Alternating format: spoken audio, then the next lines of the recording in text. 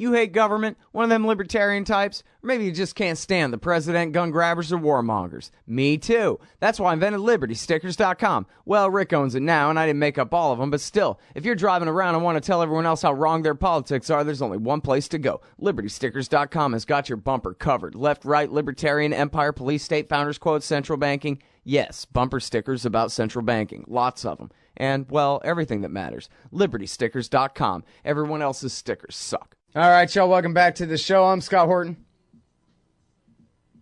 So, now to today's first guest. I hope this works.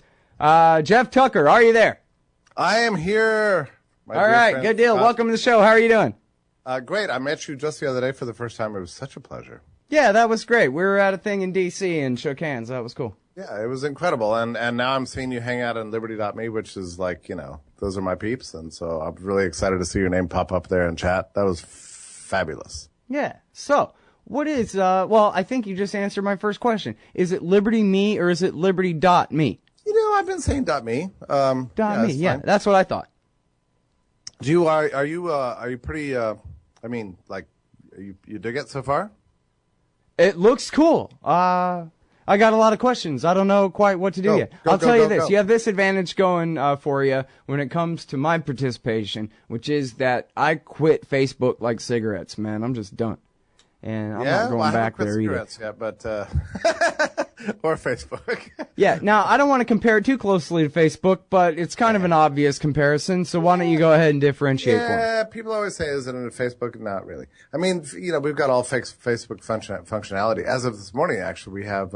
Today's the day, right? It only went live for open access to anyone starting today, correct? We've been sneakily, making it live over the last 3 days, just because we didn't want to, crash and burn.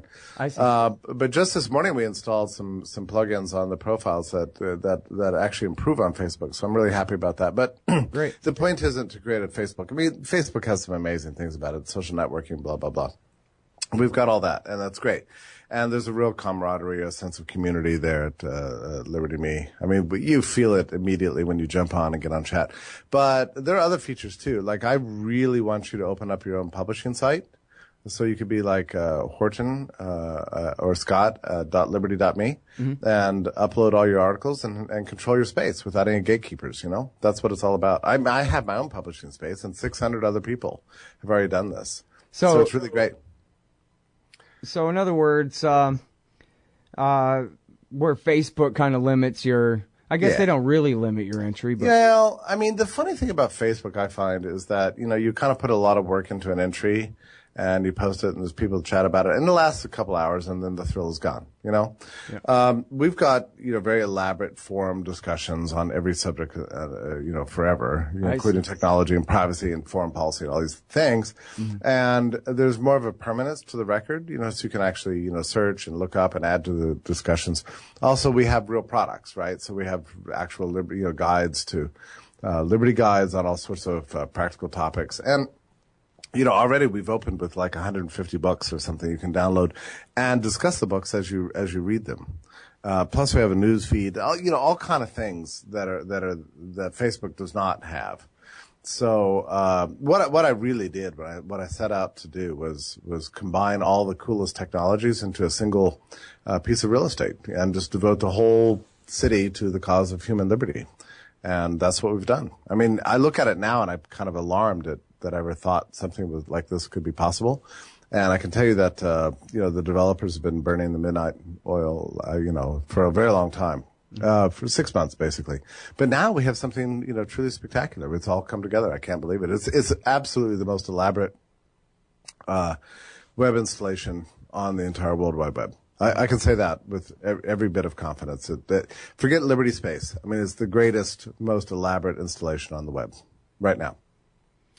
Well, I don't know that much about computers and this and that, but this thing sure does look like it's well put together. And, of course, it looks like the project in the first place was to do something so elaborate. So, and, it seems like you guys must have really put a lot into putting it together. Yeah, no question. And you know what? The Indiegogo campaign, I was talking about all the cool things we're going to do, but, I was a little bit nervous, can this actually be done? So it's really neat for me to look at the final product and go, okay, it's like way better than I promised, Yeah, that's cool. Yeah, that's really cool. Good advantage. All right, now, so what about a possible negative that libertarians are going to sort of close themselves off here and will be less accessible to all of our other former Facebook friends and that kind of thing. That criticism actually surprised me when I first heard it, because my driving motivation here was exactly the opposite. I wanted us to get out of obscurity and get out into the public realm. And we can do this by crowdsourcing the search engine optimization, by all landing on the same URL and having, publishing sites, like hundreds of them now. We actually can achieve a much farther reach than we would on our own. So it's a way of kind of combining our collective energies to actually get an audience.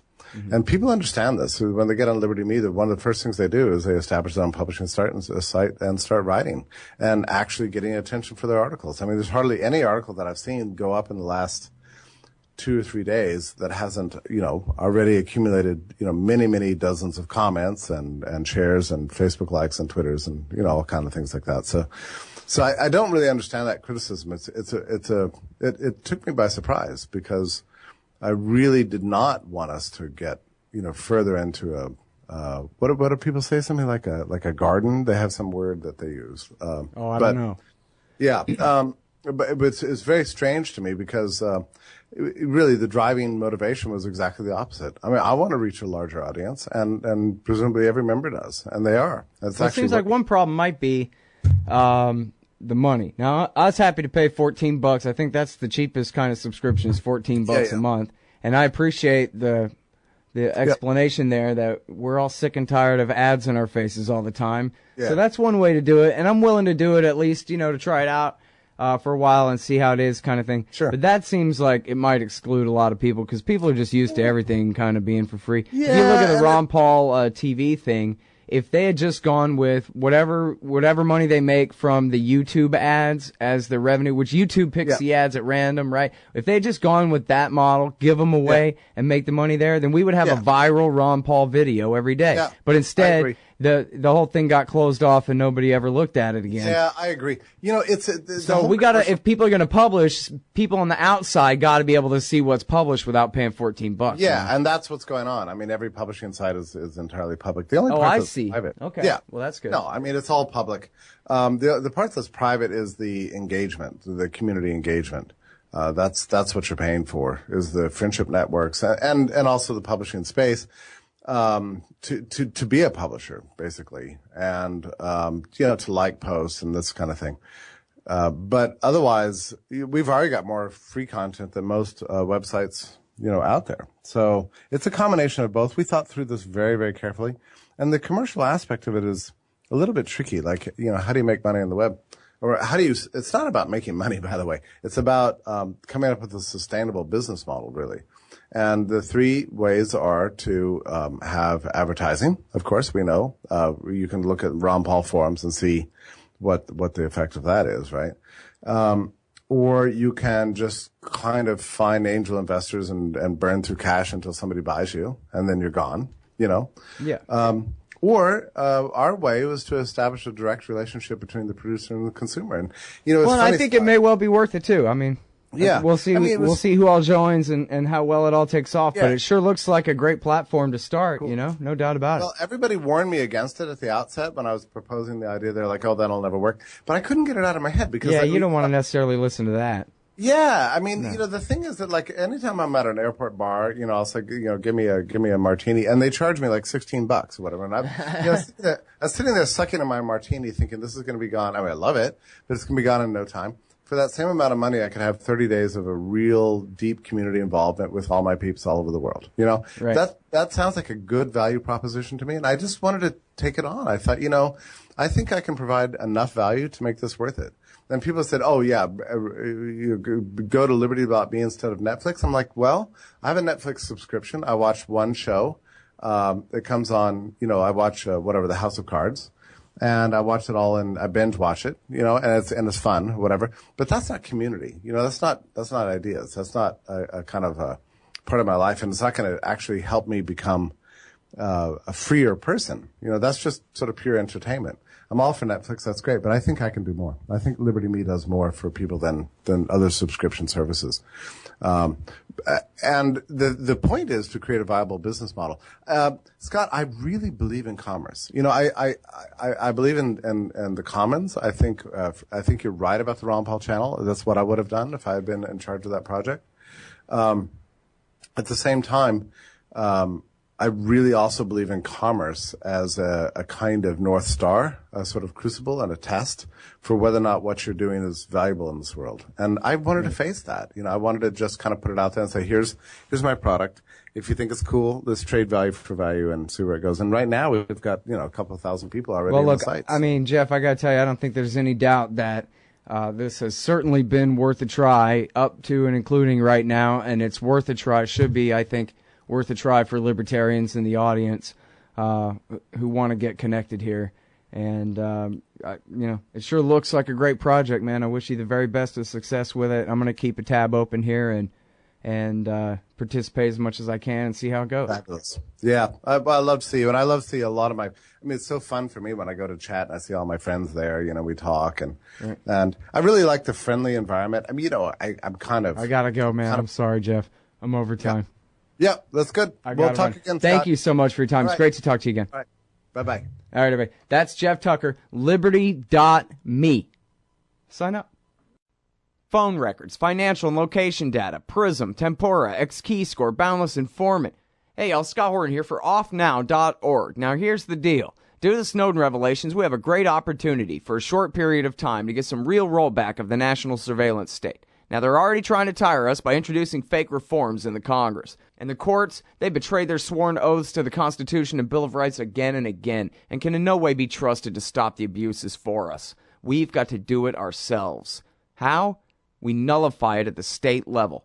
It's still not easy, but the Off Now project of the 10th Amendment Center has gotten off to a great start. I mean it. There's real reason to be optimistic here. They've gotten their model legislation introduced all over the place, in state after state. I've lost count, more than a dozen. You're always wondering, yeah, but what can we do? Here's something important, something that can work if we do the work. Get started cutting off the NSA support in your state. Go to offnow.org. Hey, y'all, Scott Horton here for wallstreetwindow.com. Mike Swanson knows his stuff. He made a killing running his own hedge fund and always gets out of the stock market before the government-generated bubbles pop. Which is, by the way, what he's doing right now, selling all his stocks and betting on gold and commodities. Sign up at wallstreetwindow.com and get real-time updates from Mike on all his market moves. It's hard to know how to protect your savings and earn a good return in an economy like this. Mike Swanson can help. Follow along on paper and see for yourself. wallstreetwindow.com.